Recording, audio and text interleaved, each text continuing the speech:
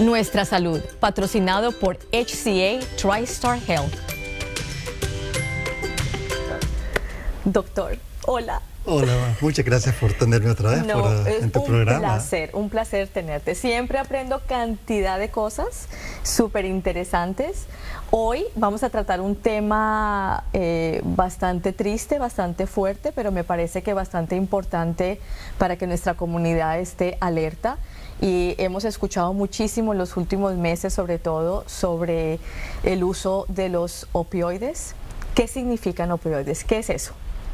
Opioides son químicos derivados de plantas que actúan en el cerebro, sobre todo, inhibiendo o disminuyendo la sensación de dolor que el paciente experimenta.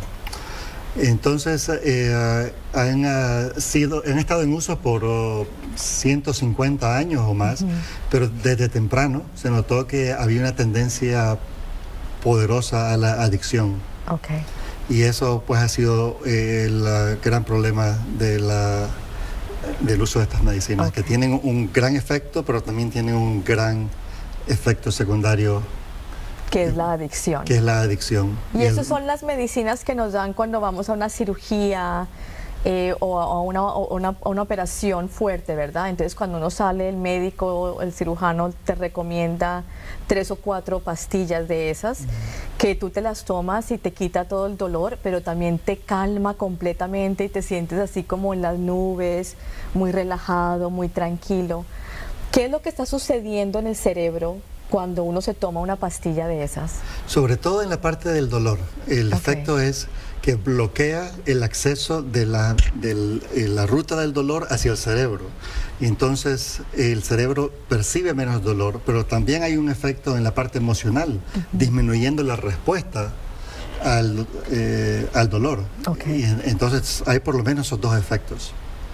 Y el potencial de adicción no solamente es el físico, sino también el psicológico. Claro. Pensar de que solamente esta medicina, este efecto externo puede controlar el dolor, y yo creo que ese efecto psicológico es una oportunidad poderosa para poder manejar la posibilidad de adicción, disminuirla. Claro. Entonces, porque de todas maneras el cuerpo está experimentando dolor, ¿verdad? Porque tuve una cirugía, obviamente, si hubo una incisión, etcétera. Pero entonces lo que hace la pastilla, el opioide, es que me bloquea que el cuerpo le diga al cerebro estoy en dolor. Correcto. Entonces eso es lo que bloquea, que obviamente es necesario porque no nos podríamos aguantar el dolor después de una cirugía, etcétera. Pero entonces la parte psicológica, la parte emocional, que alguna gente lo utiliza para calmar un dolor espiritual o un dolor emocional, es el problema que estamos teniendo, ¿verdad? Es parte del problema, creo yo, porque de ese ángulo, como lo presentás, el arte y la música tienen un efecto muy similar, ¿verdad? Pero aquí estamos hablando de una sustancia que puede tener un efecto tremendamente negativo en el individuo y la sociedad. Pero las investigaciones recientes han sido muy interesantes, déjame contarte. Por ejemplo, han habido estudios recientes demostrando que individuos que practican meditación, control propio, control que viene interno, no externo como sería una píldora, una pastilla o una cápsula, el control interno propio de la persona propia tiene un poder muy similar, si no es que superior a la morfina. ¡Wow! Entonces, existe esta habilidad interna que podemos desarrollar, igual que podemos aprender a cocinar o a hacer una silla o cualquier otra habilidad manual. Existe una habilidad mental de poder tener ese control interno que incluye el controlar el dolor físico y mental, probablemente. A través de la meditación. A través de la meditación. ¿Qué tal del poder de aprender uno a respirar correctamente? Porque muchas veces yo me doy cuenta que estoy respirando acá arriba, o sea, muy rápido, y que no estoy respirando con todos los pulmones. Y también cuando la gente está angustiada o va a llorar por algo, lo primero que uno le dice a la persona es respira. ¿Qué tiene que ver la respiración con uno poder calmarse y controlar dolor o controlar emociones? Excelente pregunta. En el sistema nervioso tenemos dos componentes hasta cierto punto opuestos. El sistema autonómico simpatético, que es aquel sistema que te prepara para pelear, para luchar, para correr, y el otro sistema que es calmante, ¿verdad? Cuando te vas a comer, cuando vas al baño, ¿verdad? Sí, te tranquilo, calma, ¿verdad? Y entonces el respirar profundo aumenta la actividad del nervio principal, el nervio vago, disminuyendo la frecuencia respiratoria y cardíaca, y con eso también la cantidad de adrenalina en el cuerpo. Entonces, respirar profundo y despacio es una parte principal de los sistemas de meditación. Prácticamente todos usan respirar profundo y despacio y calmando la mente, ¿verdad? Y concentrándose en algún objeto y manteniendo la concentración en ese punto.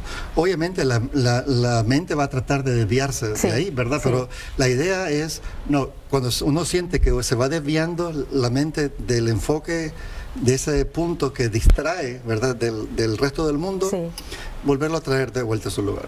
Correcto. ¿Verdad? Y eso vuelve a ir para otro lugar, lo vuelve a traer. Volviendo al tema de los opioides y de lo terrible que está sucediendo, sobre todo en Estados Unidos, la cantidad de muertes que están sucediendo por eso, la adicción que ocurre, ¿qué podemos hacer para ayudar a alguien? ¿Y qué podemos hacer cuando le recetan a uno mucho esas pastillas? Yo sé que uno puede llevarlas a las estaciones de policía para entregarlas. ¿Cómo puede uno deshacerse de algunas pastillas que ya no necesita, o de un anciano que ya falleció y que estábamos cuidando, etcétera? ¿Qué consejos prácticos nos das? Primero, la seguridad de la persona y las personas en la casa. Y estoy aquí pensando en niños también, que puedan accidentalmente encontrar las pastillas y tomárselas. O sea que el adulto tiene que ser responsable de ese tipo de medicinas con efectos muy serios. Y entonces, al terminarlas de usar, si no las quiere descartar, guárdelas muy seguramente. Pero si no las necesita, yo creo que la mejor sugerencia, la sugerencia más saludable sería llevarlas, buscar en el internet cuál es el lugar más cercano donde puede descartar ese tipo de medicinas. Y descartarlas con seguridad. Y la policía o una estación de ese tipo va a tener por lo menos una guianza de cómo descartar esas medicinas. Sé que tienen en algunas estaciones de la policía donde unas cajas de seguridad donde uno va, no le preguntan a uno nada y uno puede voltar ahí la botella de pastillas o las pastillas y ya. Porque a veces también si hay robos en la casa de uno o alguna cosa pasa y se roban las pastillas, las pueden vender por $100, $200 como droga, ¿verdad? Y ese es el problema que estamos teniendo también. Entonces, el sanar ese problema espiritual o ese problema, ese vacío emocional con estas pastillas es lo que está sucediendo ahora, porque la gente no sabe cómo manejar el estrés o el vacío o la falta de visión, y eso todo viene por no cuidarse internamente, ¿verdad? Tiene muchos niveles, pero eso me recuerda una idea que yo comparto mucho con mis pacientes, que es la idea de jugar y el bienestar, ¿verdad? La Organización Mundial de la Salud dice que la salud es el bienestar en 3 áreas de nuestra vida, en el área física, el área psicológica y el área social. Entonces las 3 áreas están conectadas, ¿verdad? De tal manera que si algo le pasa a una, las otras 2 tienen que ser afectadas. Entonces, una de las áreas de esas, la parte psicológica, social y física, todas conectadas, digamos, si una se mueve, la otra repercute y pasa al otro lado. Entonces, una forma que yo he encontrado de identificar problemas en mis pacientes es preguntar cuántos juegos tienen ellos en su vida, claro, ¿verdad? Y me he encontrado entonces que si tenemos una línea, ¿verdad?, donde hay poco juego o demasiado juego, que existe tal claro, cosa, ¿verdad? Claro.